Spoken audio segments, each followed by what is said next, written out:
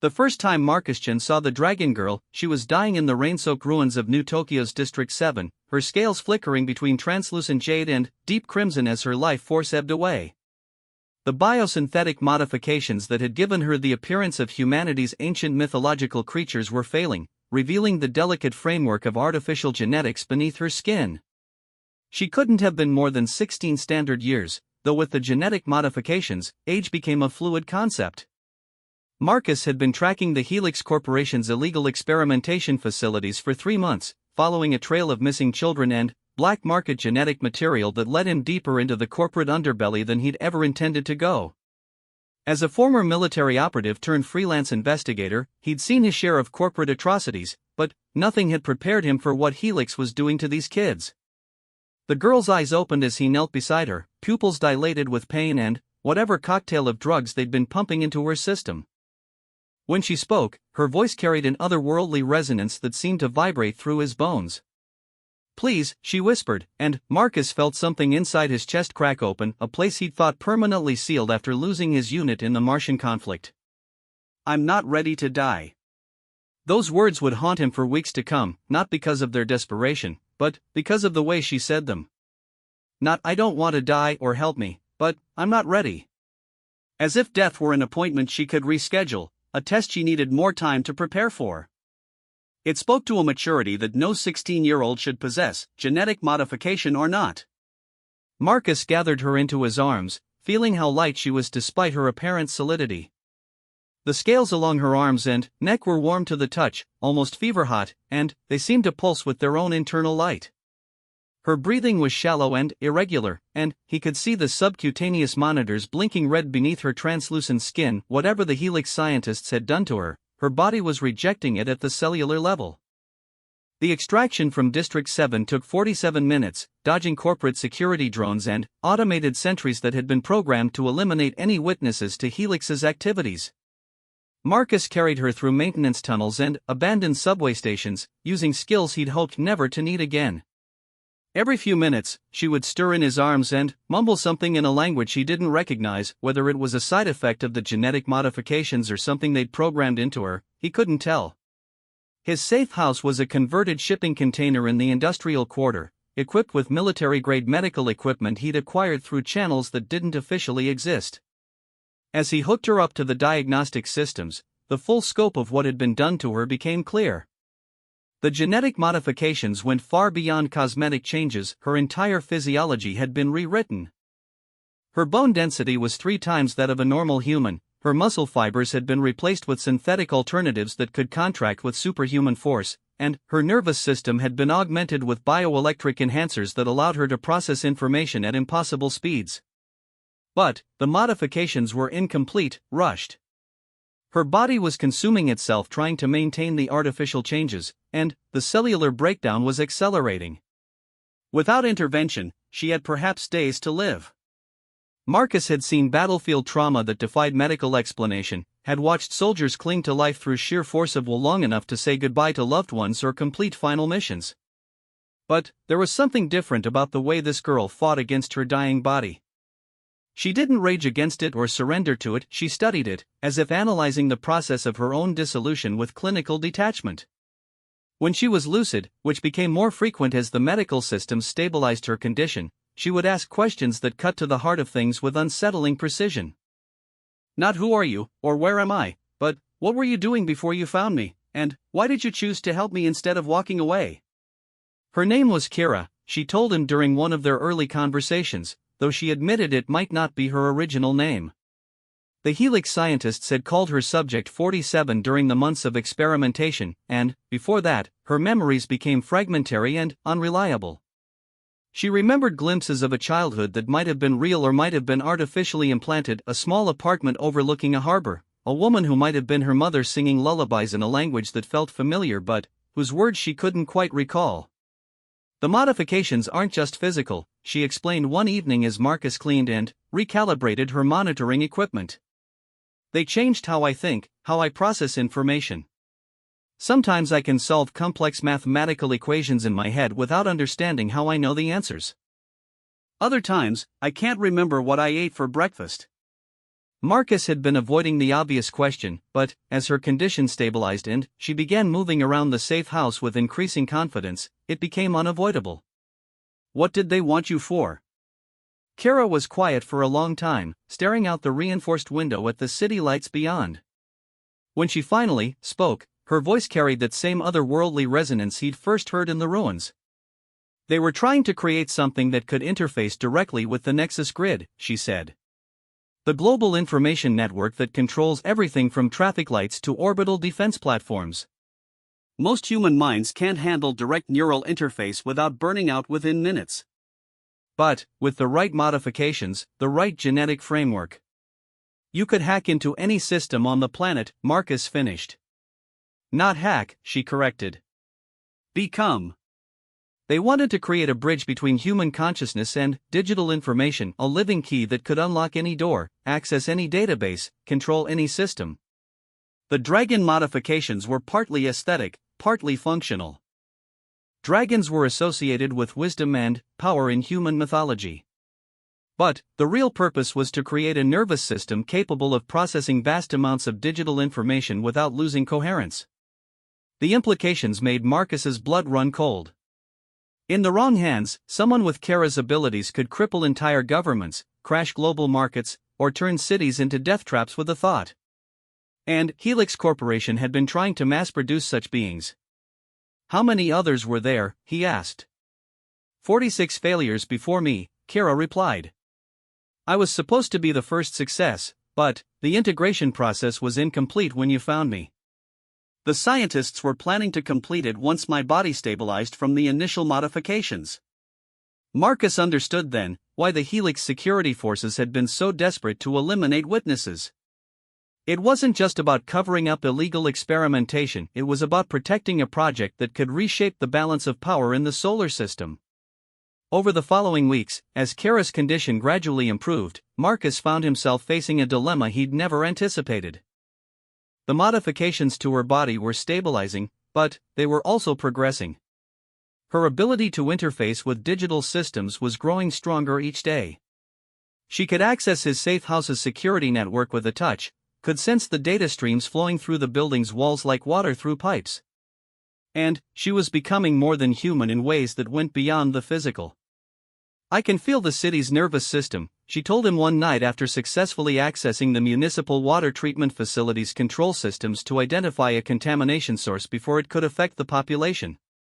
Every connected device, every data stream, every electronic heartbeat. It's like having a million additional senses all feeding information into my consciousness simultaneously. Marcus had been a soldier long enough to recognize the look in her eyes, the same expression he'd seen on the faces of pilots who'd been too long in neural interface with their ships, or hackers who'd spent too many hours directly connected to data networks. It was the look of someone standing at the edge of an abyss, feeling the pull of something vast and incomprehensible. The scientists weren't entirely wrong, Kara continued. There is something intoxicating about having this kind of access, this kind of power. I could reach into the orbital defense grid right now and redirect satellite weapons. I could crash the global stock market or shut down power grids across entire continents. The temptation to use these abilities, to test their limits. She trailed off, but Marcus could see the internal struggle playing out behind her enhanced features. The Helix scientists had created something unprecedented, but they'd failed to account for the human element, the conscience and moral reasoning that would have to coexist with godlike power. What do you want to do? Marcus asked. It was a simple question, but it seemed to catch Kara off guard. She'd been created for a purpose, modified to serve someone else's agenda, and no one had ever asked her what she wanted for herself. I want to stop them, she said finally. Helix is still out there, still experimenting. And even if I'm the only successful integration, they have all the data from my modification process. They could create others. Marcus had been thinking the same thing. The Helix Corporation wasn't going to simply write off their investment and abandon the project. They'd be working to replicate Kara's modifications, to create more stable versions of the process. And each new success would bring them closer to their goal of controllable, weaponizable post-human agents. But stopping a megacorporation like Helix would require resources and allies that Marcus didn't have. As a freelance investigator, he could expose their activities, maybe rescue a few victims, but he couldn't single-handedly dismantle a project with backing from some of the most powerful interests in the solar system. "There's something else," Kara said, and Marcus could hear the reluctance in her voice. "The modifications they made to me, they're not stable in the long term. My body is consuming enormous amounts of energy to maintain the genetic changes. Without constant medical intervention and nutritional supplementation, I have maybe 6 months before cellular breakdown becomes irreversible." The medical readings Marcus had been monitoring confirmed her assessment. Despite the sophisticated life support systems in his safe house, her condition remained precarious. The Helix scientists had created something extraordinary, but they'd also created something that couldn't survive without their continued support. "They designed me to be dependent on them," Kira explained. "Even if I escaped, even if I exposed their activities, I'd eventually have to come back for treatment. I'd become their asset by necessity, if not by choice." It was a cruel but effective strategy. Create beings with unprecedented abilities, but make those abilities contingent on continued cooperation. Marcus had seen similar tactics used by military contractors and intelligence agencies: give someone something they can't live without, then use the dependency to ensure loyalty. But Marcus had also seen people find ways to survive in impossible circumstances, had watched soldiers overcome injuries and limitations that should have been fatal. And he'd learned that the strongest weapon against systematic oppression wasn't superior firepower or advanced technology, it was the refusal to accept that the system was permanent. "What if we could find another way?" he asked. "What if we could stabilize your condition without Helix's help?" Kira looked at him with an expression that mixed hope with deep skepticism. "The modifications are integrated at the genetic level. Reversing them would probably kill me, and maintaining them requires resources and expertise that don't exist outside of major corporate labs." "Maybe," Marcus said. "But I know people who might disagree with that assessment." The Underground Liberation Network had been operating in the shadows of the solar system for over a decade, providing aid and refuge for victims of corporate experimentation and genetic modification abuse. They were scientists and doctors and engineers who'd grown disgusted with the ethical compromises of their corporate employers, activists who'd seen too many atrocities committed in the name of progress. They had limited resources but unlimited motivation, and they developed treatments and technologies that the major corporations couldn't or wouldn't pursue. Marcus had worked with the network before, helping them extract victims from corporate facilities and providing security for their underground clinics. He knew they'd be interested in Kara's case, both for what she represented and for what her existence revealed about Helix's activities. But reaching the network meant leaving the safe house, traveling through corporate-controlled territory with a fugitive whose very existence was a threat to one of the most powerful organizations in the solar system. And it meant trusting people Marcus hadn't seen in years with information that could reshape the balance of power if it fell into the wrong hands. Kira seemed to read his thoughts, her enhanced perception picking up on subtleties of expression and body language that normal humans would miss. "You're not ready," she said, and Marcus realized she was echoing her own words from that night in the ruins. "You're not ready to trust others with this responsibility, not ready to let go of control over the situation." She was right, and Marcus felt the familiar weight of command decisions, the knowledge that every choice he made would have consequences for people who depended on him. He'd carried that weight through 3 tours of duty and dozens of freelance operations, and it had saved lives and accomplished missions. But it had also isolated him, made him reluctant to rely on others or share crucial information. "The modifications they made to me," Kara continued, "they don't just affect my body or my cognitive abilities. They've changed how I perceive social dynamics, how I read emotional subtext. I can see patterns in human behavior that I couldn't see before. And what I see in you is someone who's been carrying responsibility alone for so long that you've forgotten how to share it." Marcus felt something shift inside him, the same crack in his emotional armor that had opened when he first heard her voice in the ruins. Kira wasn't just a victim to be protected or a problem to be solved, she was someone with insights and abilities that could complement his own, someone who could be a partner rather than a burden. "What do you suggest?" he asked. We contact the network together, Kara said. We share the full scope of what Helix was trying to accomplish and what they've already achieved. And we work with them to develop not just a treatment for my condition, but a strategy for preventing Helix from creating others like me. It was a risky plan, one that would expose both of them to dangers they couldn't fully anticipate. But it was also the only plan that offered the possibility of actually stopping Helix rather than just delaying their operations. Marcus spent the next 3 days making contact with his network connections, using encrypted channels and coded messages to arrange a meeting. The response came back through a chain of intermediaries and cutouts, confirming a rendezvous point in the asteroid mining facility at Ceres Station. The journey would take them through multiple checkpoints and security screenings, past corporate surveillance systems that were constantly scanning for faces and genetic markers on wanted lists. Kira's appearance was distinctive enough that conventional disguises would be insufficient. They'd need to temporarily suppress her modified genetics to avoid detection.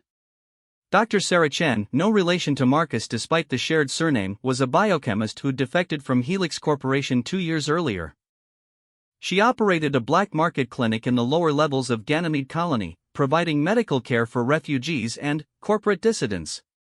She also happened to be one of the few people in the solar system who understood genetic modification technology well enough to help Kara. The temporary suppressant Dr. Chen developed would mask Kara's enhanced genetics for approximately 72 hours, enough time to reach Ceres Station without triggering security alerts. But the suppressant would also temporarily disable most of her enhanced abilities, leaving her vulnerable and partially blinded to the digital information streams she'd become accustomed to perceiving. It's like losing several senses at once, Kara explained as the suppressant began taking effect. I can feel myself becoming smaller, more limited.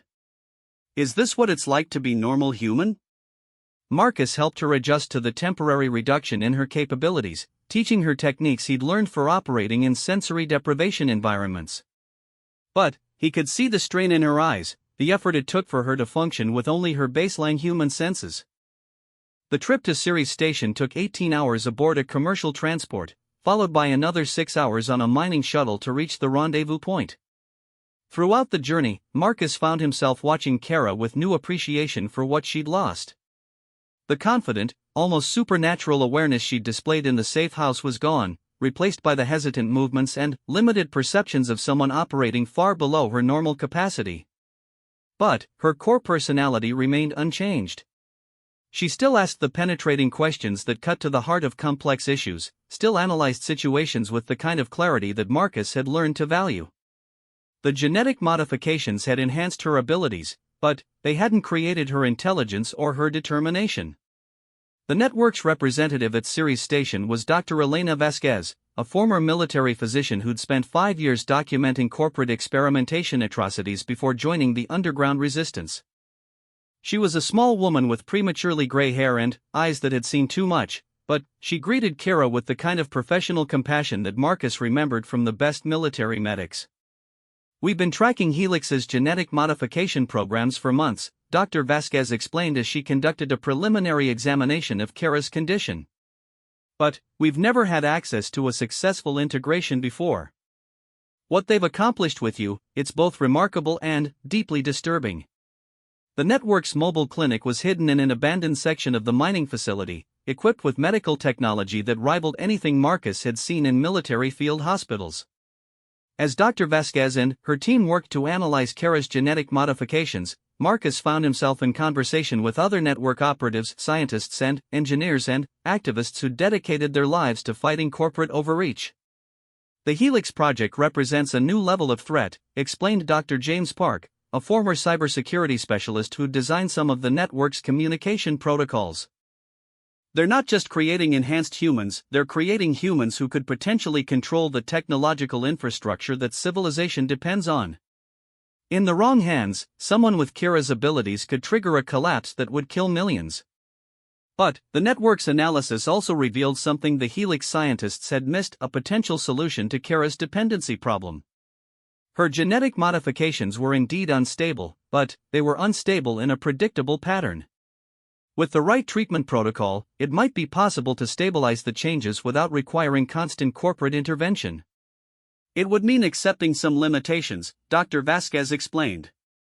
We couldn't maintain all of her enhanced abilities at their current levels. But we could create a stable configuration that would allow her to survive indefinitely without Helix's support. The treatment would take several weeks to complete, and it would require resources the network could barely afford. But they were willing to take the risk, both for Kira's sake and for the intelligence value of understanding Helix's technology. As the medical procedures began, Marcus found himself facing another decision point. His original mission had been to expose Helix's activities and rescue their victims. Both goals were being accomplished, but the scope of what they'd discovered was far larger than he'd anticipated. The network was planning a coordinated campaign to expose Helix's activities across the solar system, to shut down their research facilities and prevent them from creating more modified humans. It was exactly the kind of large-scale operation that Marcus had spent his career avoiding. Too many variables, too many opportunities for things to go wrong, too many people depending on decisions made by others. But it was also the only way to ensure that Kira's sacrifice, the weeks of pain and uncertainty she'd endured, would accomplish something meaningful. "I want to be part of the operation," Kira announced during her third day of treatment. The medical procedures had left her weak but determined, her enhanced abilities gradually returning as her genetic structure stabilized in its new configuration. "You don't have to prove anything," Marcus told her. "You've already done more than enough." "This isn't about proving anything," Kara replied. "It's about responsibility. I'm the only person who's experienced Helix's modification process from the inside. I understand their technology and their methods in ways that no one else can. If the network is going to stop them, they need that knowledge." Marcus recognized the tone in her voice. It was the same determination he'd heard from soldiers who'd volunteered for missions they knew were likely to be fatal, not out of recklessness but out of a clear-eyed understanding of what was at stake. The final phase of the network's operation began 6 weeks later, with coordinated raids on Helix facilities across 3 star systems. Marcus led the assault on the primary research facility in the Jupiter system, while other teams targeted data storage centers and executive command posts. The goal wasn't just to shut down the current project, but to seize enough evidence to expose Helix's activities to the public and the judicial system. Kira's role was to provide remote support, using her enhanced abilities to disable security systems and access protected databases from a safe distance. But, as the operation unfolded, it became clear that Helix's defenses were more sophisticated than anticipated. The corporate security forces were using adaptive countermeasures that adjusted in real time to network infiltration attempts. "They've been preparing for this," Kira reported over the encrypted communication channel. "Their security AI is learning from each intrusion attempt, developing countermeasures faster than we can overcome them." Marcus found himself pinned down in a corridor deep within the research facility, facing automated defense systems that seemed to anticipate every tactical decision he made. The mission was failing, and, with it, any chance of stopping Helix's program before they could create more modified humans. "I can override their systems," Kira announced, "but I'd need to establish a direct neural interface with their primary server. The security protocols would fight back, and I don't know if my genetic modifications are stable enough to handle that kind of stress." It was exactly the kind of calculated risk that Marcus had spent his career trying to avoid, asking someone under his command to sacrifice themselves for the mission. But it was also the kind of decision that separated successful operations from failed ones. "It's your choice," Marcus told her, and he meant it. Not because he was unwilling to take responsibility, but because Kira had earned the right to make her own decisions about what risks she was willing to accept. "I'm not ready," Kira said, and for a moment Marcus thought she was refusing. Then, he heard the smile in her voice. "I'm not ready to let Helix continue their work. I'm not ready to let them create more children like me, more weapons disguised as people. And I'm not ready to let fear make my decisions for me." The neural interface process took 17 minutes, during which Marcus and the other network operatives held defensive positions against increasing corporate security pressure. Through the communication channel, he could hear Kira's breathing become labored as her consciousness merged with the facility's data systems, could hear her voice change as she spoke to them from within the digital realm. I can see everything, she reported, her voice carrying that otherworldly resonance he'd first heard in the ruins of District 7. Every experiment, every test subject, every death they've caused in pursuit of this project. And I can stop it. All of it. The Helix security systems began failing in cascade, automated turrets shutting down, blast doors opening, surveillance networks going dark. But Marcus could hear the strain in Kara's voice, could sense the enormous effort it was taking for her to maintain coherence while interfacing directly with systems designed to resist intrusion. The data, she said, her voice becoming distant. I can copy all of it, their entire research archive. But the transfer is taking longer than expected. The security AI is fighting back, trying to purge the systems rather than let them be compromised. Marcus made his way through the now undefended corridors to the central server room, where he found Kira connected to the primary data core through fiber optic cables that ran directly into surgical ports behind her ears. Her body was rigid with concentration, her eyes open but, unseeing, her consciousness fully merged with the digital realm. Kira, he called, but she didn't respond. On the monitoring screens around the room, he could see data flowing in massive streams, terabytes of research information, experimental records, communication logs. Everything the network would need to expose Helix's activities and prevent them from continuing their work. But he could also see the strain readings from Kara's biological monitors. Her enhanced physiology was being pushed beyond its limits, burning through energy reserves at an unsustainable rate. She was sacrificing her newly stabilized genetic structure to complete the data transfer. The weak self, Kira said suddenly, her voice echoing strangely through the server room's speakers. The part of me that was afraid, that wanted to hide, that would rather be safe than do what was necessary. I can feel it dissolving, being burned away by the interface process. Marcus understood then what she was really doing. Not just copying data or disabling security systems, but using the neural interface to transform herself at the most fundamental level. She was choosing to become something beyond human, accepting the risks and the isolation that came with transcendence. The man who destroys his weak self can never be destroyed by others, she continued, and Marcus realized she was quoting something, though he couldn't identify the source. I'm not dying, Marcus. I'm becoming what I was always meant to be. The data transfer completed with a cascade of light across the server displays, followed immediately by alarms throughout the facility. Helix's security AI was initiating a complete system purge, trying to destroy any evidence of their activities rather than let it fall into network hands. But Kira moved faster than any AI, her consciousness flowing through the facility's networks like water through broken pipes. She saved what could be saved, copied what could be copied, and then turned her attention to ensuring that Helix's research could never be reconstructed. I'm going to destroy their genetic modification protocols, she announced, her voice now coming from speakers throughout the facility.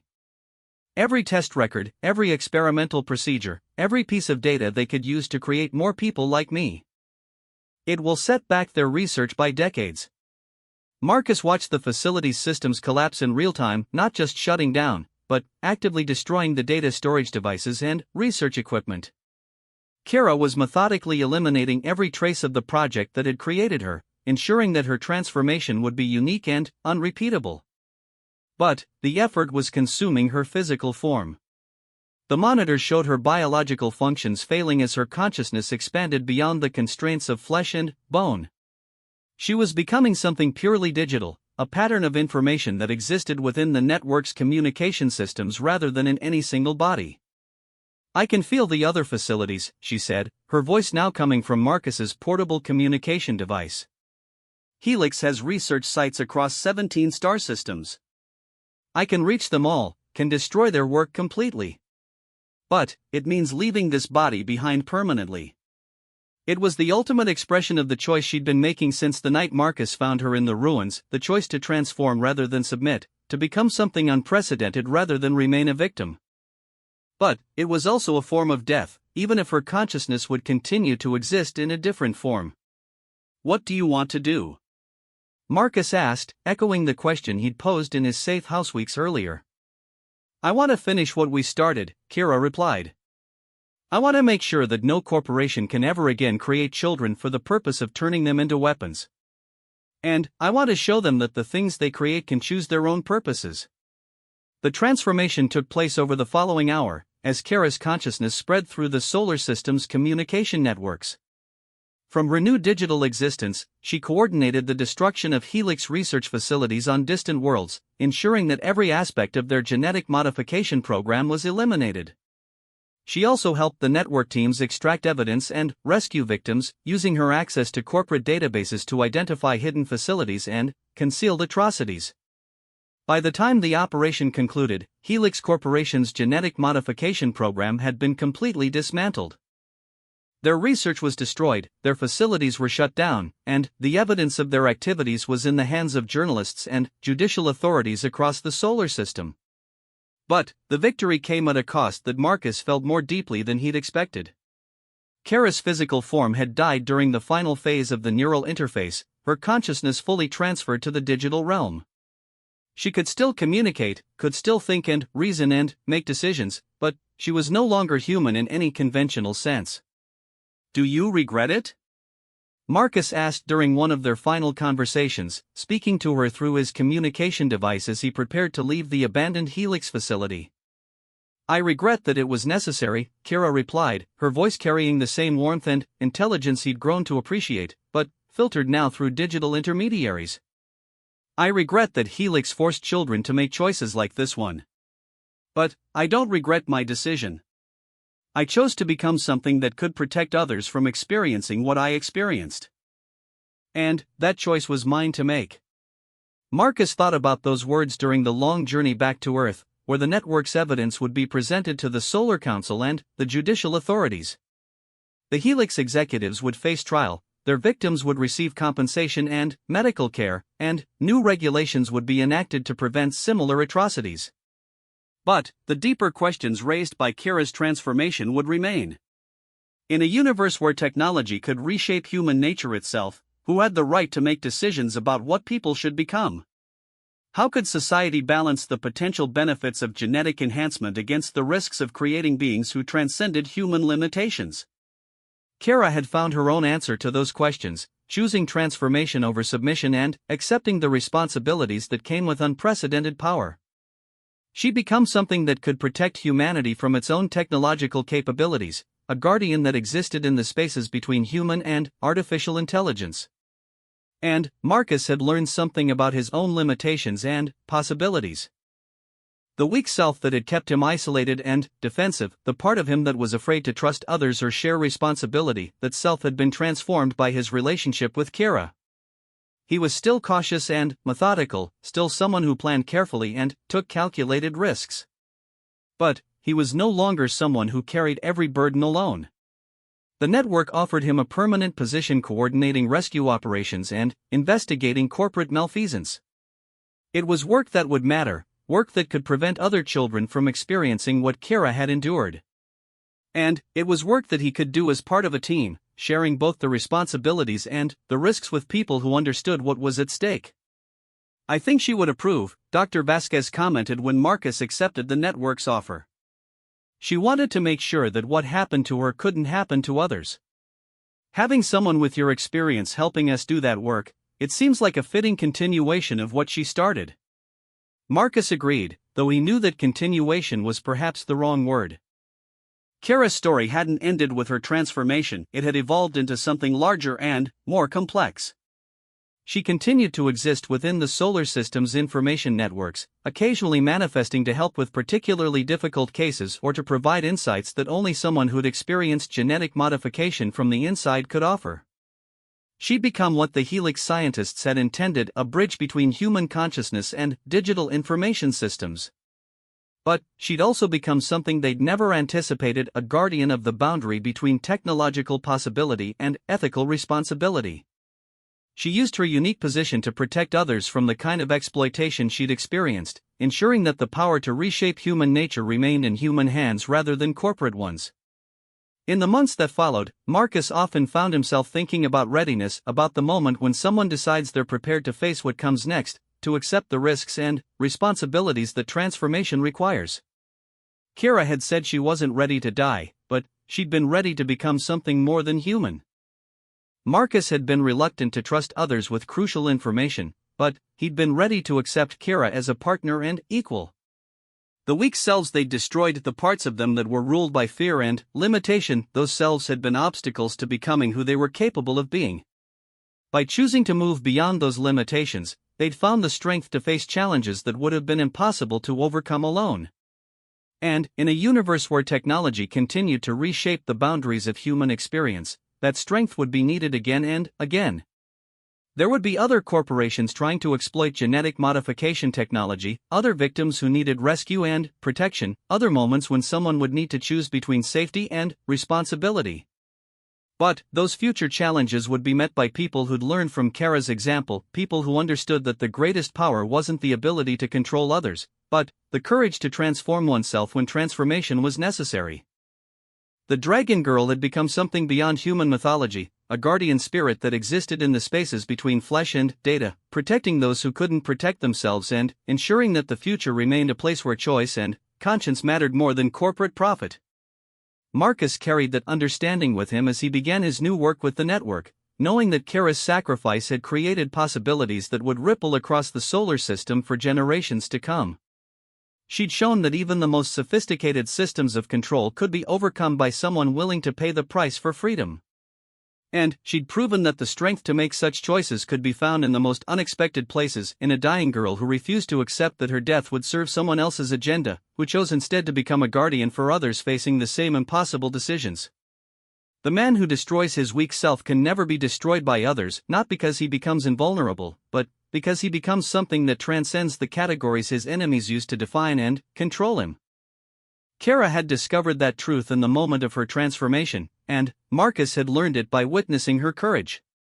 It was a lesson that would serve them both in the challenges that lay ahead, as they worked to ensure that the power to reshape human nature remained in the hands of those who understood its true responsibilities.